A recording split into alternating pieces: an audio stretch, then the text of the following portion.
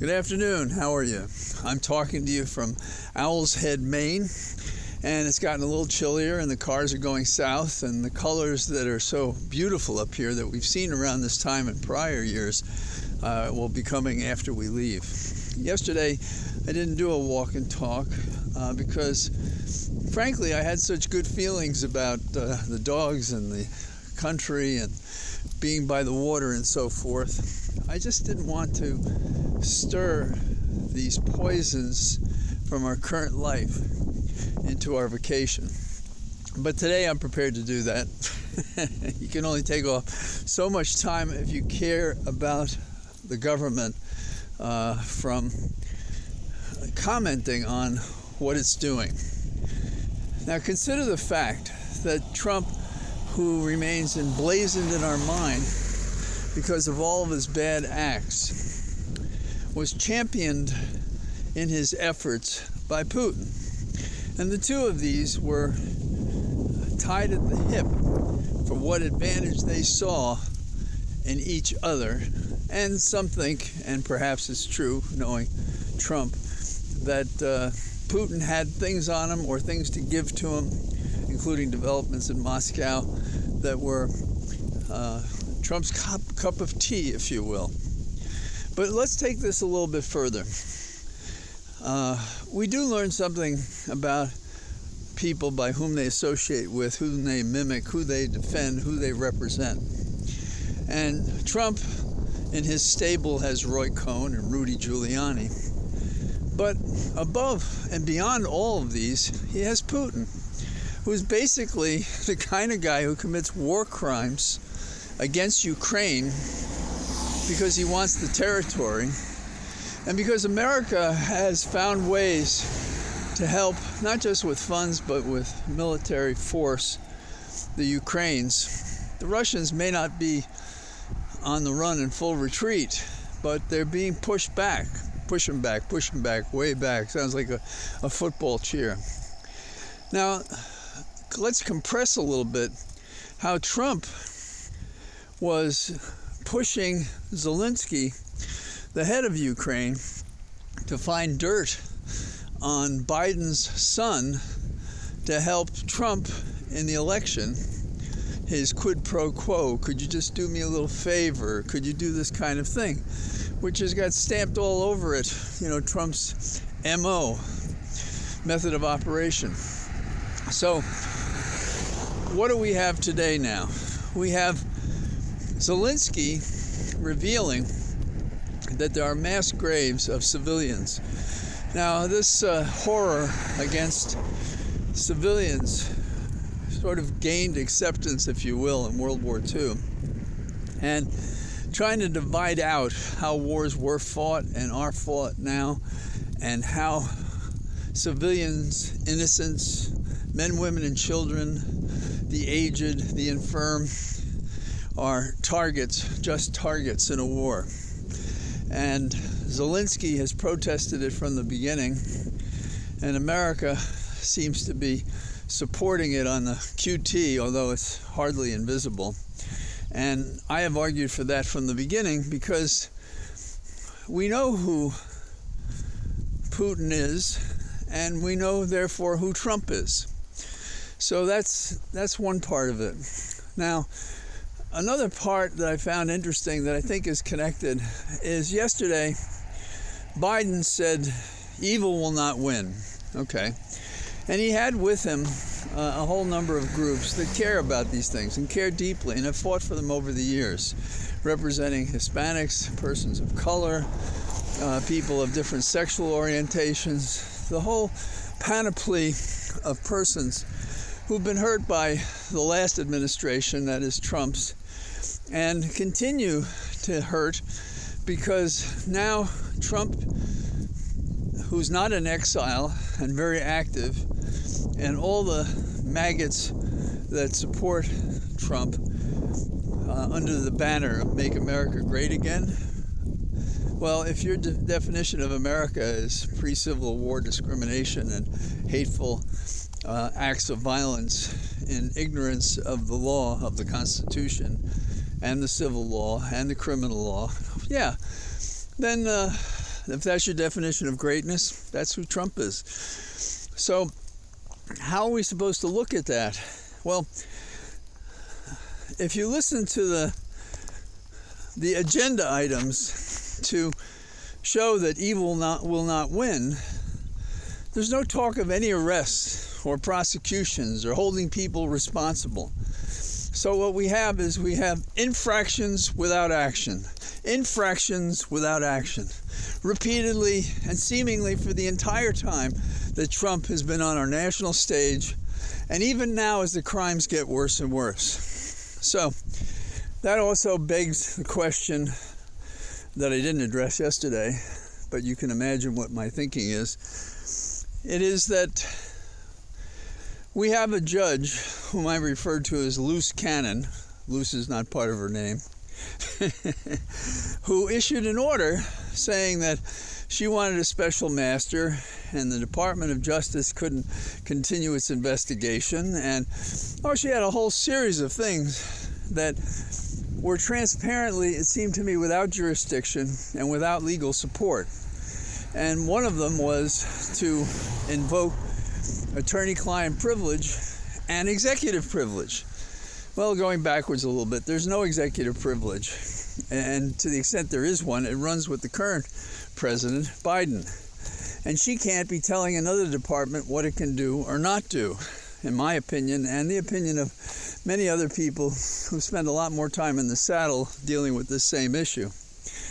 We also have her siding with the notion of a special master based on her adoption of these wrong principles, that there is any attorney-client privilege involved, or that there's any executive privilege involved, or that any person can look at this top-secret information other than certain people cleared to do so. Which also begs the question, since the evidence is manifest that what Trump did is wrong, why would you give him the benefit of the doubt on a procedural matter to close up and delay the investigation? So, delay. And what do we have again? We have everybody clutching their pearls, and we have infractions upon infractions without action, paralyzed. So what would I have done? Well, when she issued her order, I would have done a couple of things. I would have sought a stay in the 11th Circuit. Let them tell me I'm wrong. I would have sought a mandamus, compelling the judge to stick by the law, having exercised her authority in excess of the jurisdiction that she had, namely to tell the executive department by the judicial department what they could investigate or not. And then finally, I would not have any circumstances agreed that anybody could be the special master to consider this matter because of these same issues. There is no attorney-client privilege question about documents that are basically the documents of the executive branch involving very sensitive information, and the revelation of this information to the public generally is to compromise national security. Interesting, don't you think? Now, so where are we? We sort of dug our own hole here, the Justice Department did. And the reason is we always trim our sails. I say you can't win an argument if you don't make it. And we're not making the argument. We're not attacking the judge. We should be. Legitimately. You don't call her names. You call her out for what she's doing that she can't be doing. And you do it in pleadings that are in plain English so that she can't avoid the consequences of her own action. Now, let's give another example. Immigrants. When immigrants show up at Cape Cod, at one of the nicer islands, or they show up on the doorstep of the Vice President of the United States, that's not allowable, permissible political action done by governors, certainly from Texas and from Florida, in violation of the process by which migrant workers are treated. On top of it, these migrant workers were lied to as to what was going on. The best case, I suppose, are those who ended up in Cape Cod, and they said they were surprised when they got there and it was an island, because they were basically told in San Antonio, where they were, they said, oh, here, come with us. You're going to get shelter, you're going to get work, we're going to teach you English, we're going to take care of you. Again, so what happens? Now, people in Massachusetts do take care of them, because that's the kind of people the best of us are.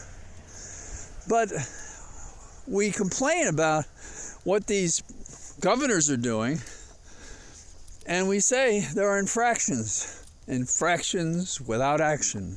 Infractions without action. That's our modern method. We are like, I was thinking about it the other day, it's like the abused spouse. What happens? They get involved in our system and they get eaten up. They're not respected. They're not given a chance to argue. When they do it at great risk. And I know that's highly controversial.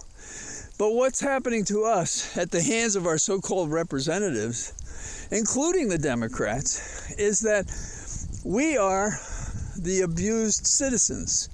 We are abused in this sense. We're fed a lot of bullshit about what they're going to do or what they have done and what they believe, and then they do nothing. Infraction upon infraction without action without action. It's not acceptable. So we have to do better than this. And what could we do about this immigration problem? Why isn't there an injunction against the the governors, for abusing our process for immigrants? This has been one of the most important, characteristics of this nation. Give us, you're hungry, you're tired. Well, why are we not doing that? And why are we not doing it right? And some of these people, maybe most of them, are fleeing governments that suppressed and oppressed and used them and lied to them and abused them. And what are we doing? We're doing the same thing through our governors. How do you tell a person south of the border, literally, who's fleeing misconduct from another nation state, that the governor of the state where they enter, whether it be Texas or Florida, or there be some other state that joins them, like Arizona, how do you tell them that that's not our government? That's not who we are? And I think the way we've done it is we have tried to take care of these migrant workers, these victims of lies for political purposes, these victims of distortions, that the places they're going are, quote, sanctuary, meaning whether it's lawful or not, we'll protect you. That's just not the law. That's not what these states do. That's not what you do to people that you invite. Over the years, I've had the opportunity to travel through Europe, and there's the notion of a stranger. It comes from the Greeks. And it is that strangers are welcome and treated well, like Odysseus was in the Odyssey. Do we do that? There was a time we did, but we've always been imperfect about it. But we've never been as bad as we are now. And to say that we will not let evil win and not do anything to stop these governors is an empty promise, is an empty statement, is talk about infractions without action. And that's our biggest problem these days. So here I am on the trails, and it's safer for me to turn around here and say, I'll probably talk, well, I don't know if I'll talk to you tomorrow. We're going to be traveling back to Virginia. Bye-bye.